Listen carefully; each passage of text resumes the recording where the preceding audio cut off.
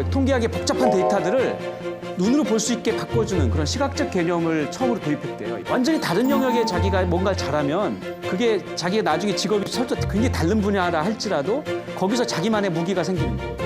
문학과 뭐 무슨 전자공학처럼 이렇게 완전히 다른 영역들이 이렇게 합쳐지면 거기서 이런 파격적인 변화가 생기는 거죠. 그 질문에서 끝나지 말고 행동으로 해야 되고 행동을 해서 그거로부터 의미를 읽어낼 수 있는 소양이 있어야 돼요.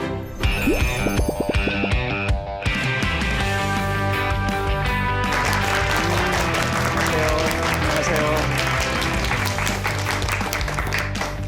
자, 제가 오늘은 여러분들한테 이 미래 직업에 대해서 좀 얘기하고 싶은데요. 우리 학생들은 아직 미래에 뭐가 될까 이런 꿈이 아주 구체적으로 있는 학생도 있지만 없는 학생도 많죠. 네. 그래서 이 미래를 보는 창으로서 이제 얘기를 하고 싶은데요. 여러분 혹시 나이팅게일이라는 사람 이름 들어봤나요? 네. 보통 우리가 여러분들 아다시피 간호사 나이팅게일이죠?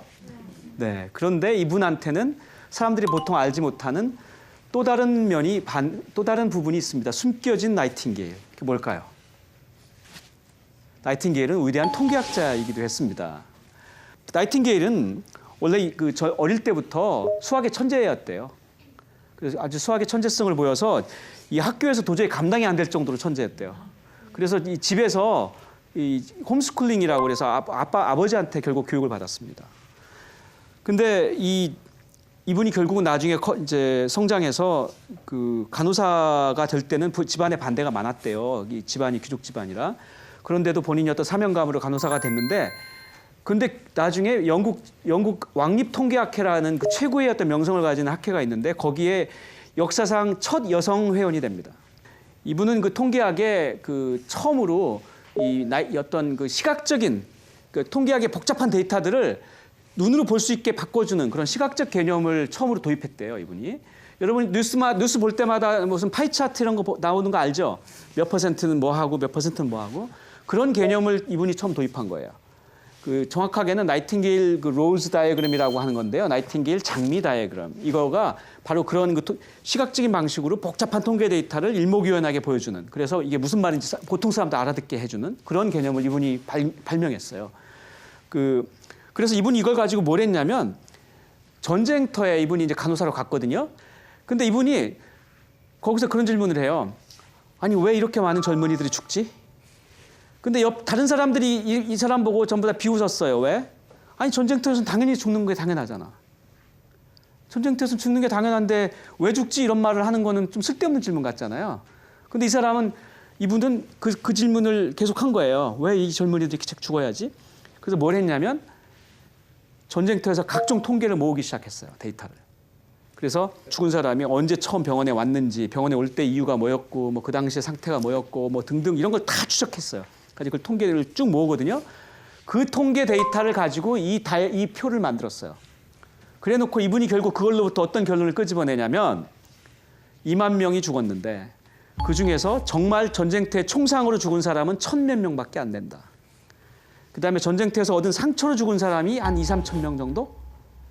나머지는 대부분이죠. 나머지는 다 병원에 와가지고 아주 단순한 걸로 병원에 왔는데 병원에 있는 동안에 물이 더러운 물과 오염된 공기와 이런 것들로 인해서 병원에서 오히려 병에 걸려서 죽었다라고 이분이 이제 입증을 해요. 통계 데이터를 갖고.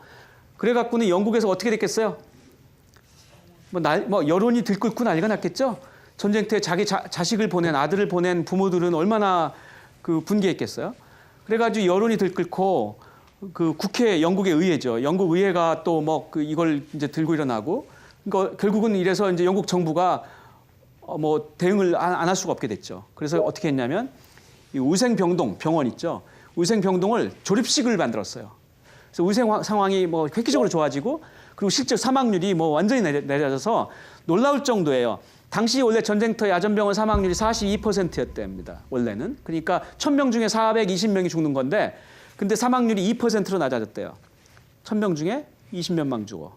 무슨 말이에요? 1,000명 중에 죽어야 될 400명이 살게 된 거죠.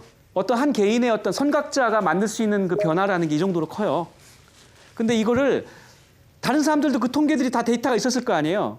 근데 이 사람은 그 데이터를 만들어냈을 뿐만 아니라 그 데이터의 의미를 이해할 수 있었단 말이죠. 그 사람의 수학적 훈련 때문에. 그리고 그걸 가지고 간호학이라는 걸 완전히 다 바꿔놨어요. 이렇게 근대 간호학의 어머니가 되죠. 그러니까 완전히 더 이상 그냥 어느 정도 헌신적인 정신과 약간의 의료 지식만 있으면 가서 할 수 있는 게 아니라 완전 하나의 그 간호학을 과학으로 만드는 거죠.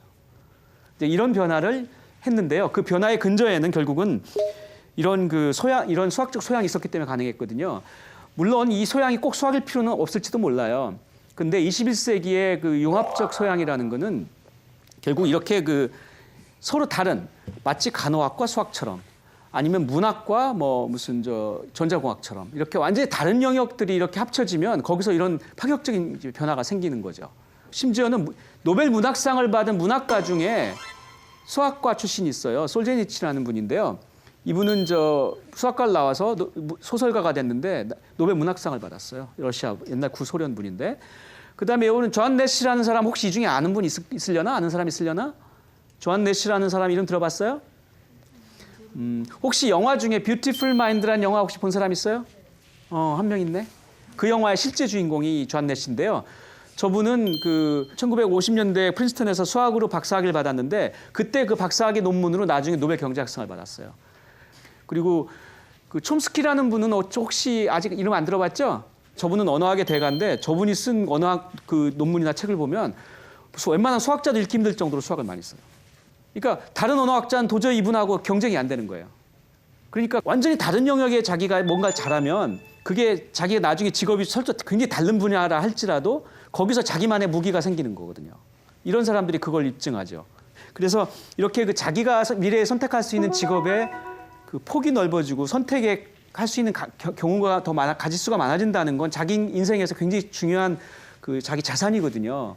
그래서 우리 학생들이 이제 아직 어리지만 이제 앞으로는 자기 인생에서 내가 뭘 하고 싶은가를 탐색해 나가는 과정이거든요. 그 탐색하는 과정에서 점점 많은 직업들이 데이터라든지 이런 수학에 관한 이해를 더 요구하는 경우가 옛날보다 훨씬 많아지고 있는 건 사실이에요. 특히나 너무나 많은 데이터들이 오고 가고 빅데이터 시대가 돼서 그러다 보니 빅데이터라는 건 결국은 어떤 혼란스러운 숫자들의 그냥 합이거든요.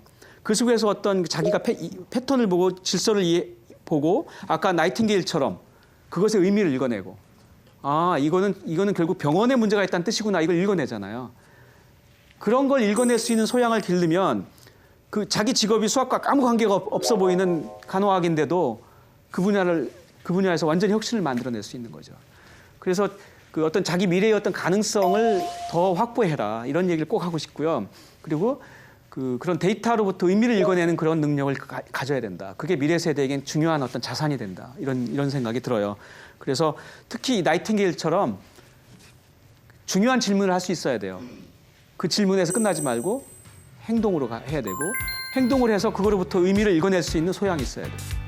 지금 여러분들이 정확히 그 시기거든요. 그런 소양을 쌓는 수학이 여러분들의 친구가 되면 그런 가능성이 더 넓어지고 정말 이 중에서 더 창의적인 그런 마인드를 갖고 이런 문제를 해결하고 새로운 어떤 미래에 출현할 새로운 직업에서 어떤 자기 스스로도 행복하고 그러면서도 이제 사회에 기여하는 그런 사람들이 되셨으면 좋겠습니다.